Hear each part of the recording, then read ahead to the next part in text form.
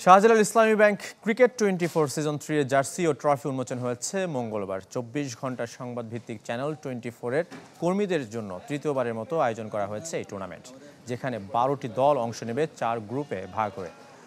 বুধবার থেকে 3 দিনের টুর্নামেন্ট চলবে টেক্সটাইলস বিশ্ববিদ্যালয়ের উসমানী হল মাঠে। চ্যানেল 24 কার্যালয়ে জমকালো আয়োজনে ট্রফি উন্মোচন করেন প্রতিষ্ঠানটির ব্যবস্থাপনা পরিচালক AK আজাদ। এই সময় উপস্থিত ছিলেন হামিম গ্রুপের পরিচালক সাজিদ আজাদ, চ্যানেল 24 এর নির্বাহী পরিচালক তালাত মামুন ও ক্রীড়া সম্পাদক দিলু খন্দকার।